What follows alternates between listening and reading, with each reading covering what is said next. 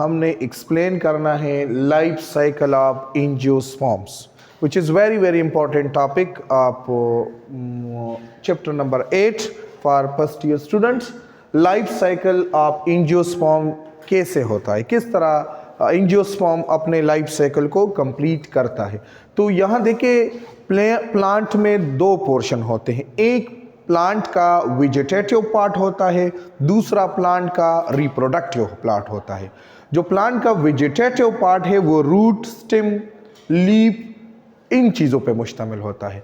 जो reproductive part होता है वो फ्लावर होता है, जहाँ पे मेल गेमीटोफाइट ने बनना होता है, जहाँ पे गेमीट्स ने बनना होता है। तो हम देखते हैं कि किस तरह एंजियोस्पर्म के अंदर मेल गेमीटोफाइट कैसे बनता है, फीमेल गेमीटोफाइट कैसे बनता है और किस तरह वो अपने लाइफ साइकिल को कंप्लीट करता है। इससे पहले वाले वीडियोस में भी हम मेल गेमीटोफैटिक की जनरेशन और फीमेल गेमीटोफैटिक की जनरेशन पढ़ चुके हैं। जहाँ तक मेल गेमीटोफाइट की बात है तो इनको समझने से पहले फ्लावर के थोड़े पार्ट्स को हमने एक्सप्लेन करना है। देखिए फ्लावर का जो स्टॉक होता है उसे पेडिसल कहा जाता है। पेडिसल का अगला हिस्सा जहाँ पे फ्लावर के मुख्तलिफ पोर्शंस अरेंज होते हैं, जो थोड़ा बहुत एक्सटेंडेड पोर्शन होता है उसे थैलेमस कहा जाता है। थैलेमस पे जो इब्तिदाई लीफ होते हैं, जो इब्तिदाई पोर्शन होता है फ्लावर का, उसे सेपल कहा जाता है। जो इब्तिदा में ग्रीन होता है लेकिन बाद में वो भी पेटल का जो कलर होता है उनकी तरह हो जाते हैं। Sepal plus sepal plus sepal is called calyx. इसके बाद जो नेक्स्ट पोर्शन होता है जिसकी वजह से फ्लावर का डिफरेंट कलर होता है, जो हमें फ्लावर मुख्तलिफ कलर्स के नज़र आते हैं, वो पेटल होता है और पेटल प्लस पेटल मिलकर जो है ना करोला बनाते हैं।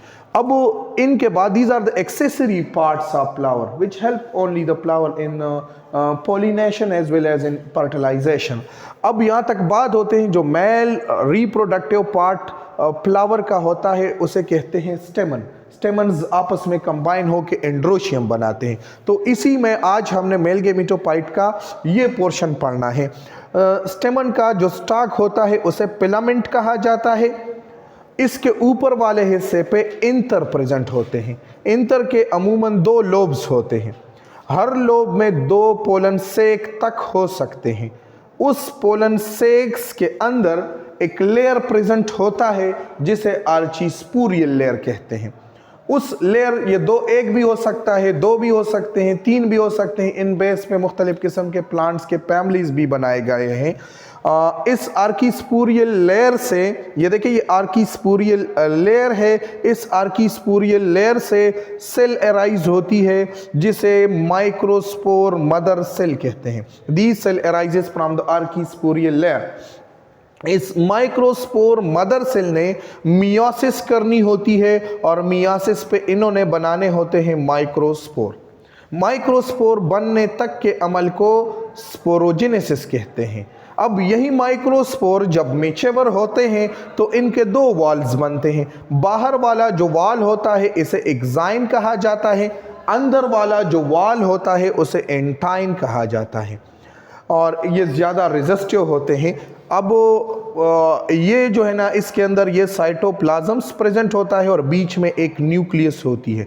यानी माइक्रोस्पोर जब मैच्योर होते हैं वो एक्साइन प्लस एंटाइन लेयर बना लेते हैं तो उसे पोलन ग्रेन कहते हैं। पोलन ग्रेन की स्टडी को पेलानोलॉजी कहा जाता है और इसका पेलियोबॉटनी में एक अहम रोल है। इवन क्रिमिनोलॉजी में भी इसका बहुत ज़बरदस्त रोल है। ये पोलन ग्रेन्स जो यहाँ पे बनते हैं, इस पोलन ग्रेन ने मेल गेमीटोफाइट बनाना होता है। जब ये पोलन ग्रेन इस इंटर से स्टिग्मा पे आ जाते हैं तो इसे पॉलिनेशन कहा जाता है।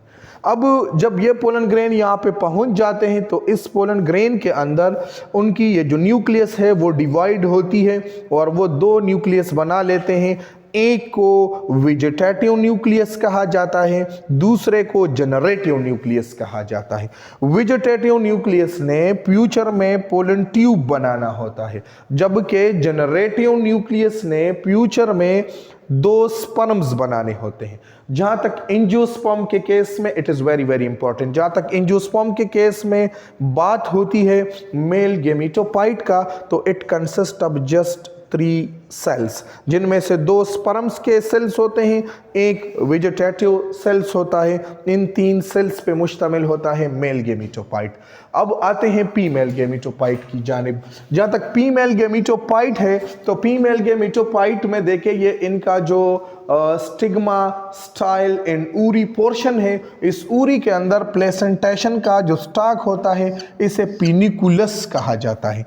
पिनिकुलस पे 3 सेल्स अरेंज होते हैं, ये मैं इसको जूम कर चुका हूँ। This is पिनिकुलस। इब्तिदा का जो सेल होता है इसे कहा जाता है इंटीगुमेंट इनिशियल सेल, बाद में होता है न्यूक्लियस सेल, इसके बाद होता है मेगास्पोर मदर सेल्स।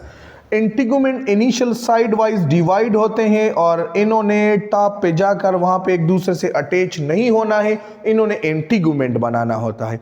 इंटीगुमेंट का मेन काम ये होता है कि ये सीट का सीट कोट या टेस्टा बनाते हैं। अब ये जो पोर यहाँ पे बना इसे माइक्रोफाइल कहा जाता है और माइक्रोफाइल का काम ये होता है कि इस पे पोलन ट्यूब ने अंदर जाना होता है। यहाँ पे न्यूक्लियस का कोई प्रॉपर फंक्शन नहीं है। अब ये जो सेल है इसे कहा जाता है मेगास्पोर मदर सेल।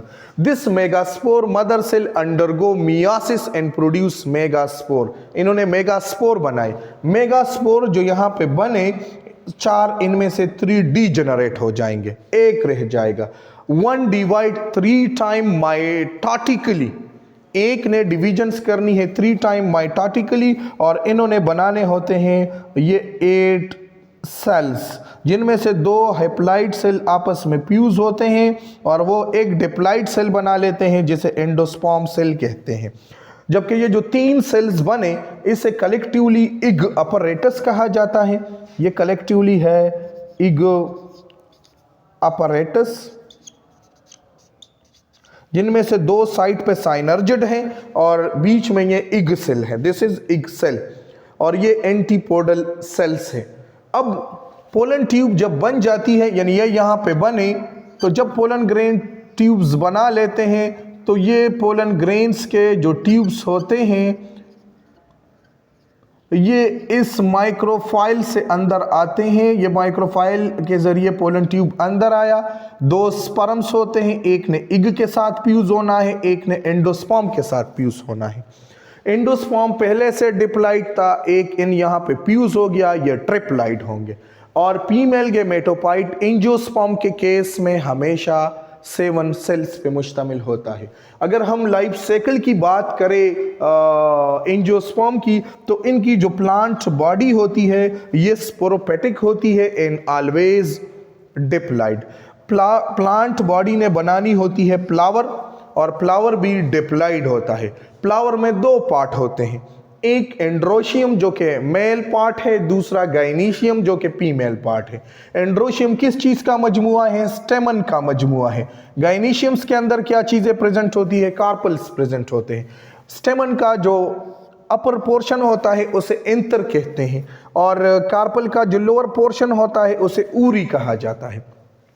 एंथर के अंदर माइक्रोस्पोर मदर सेल्स प्रेजेंट होंगे और ऊरी के अंदर मेगास्पोर मदर सेल प्रेजेंट होंगे। Microspore mother cell undergo meiosis to produce microspore, while megaspore undergo meiosis to produce megaspore.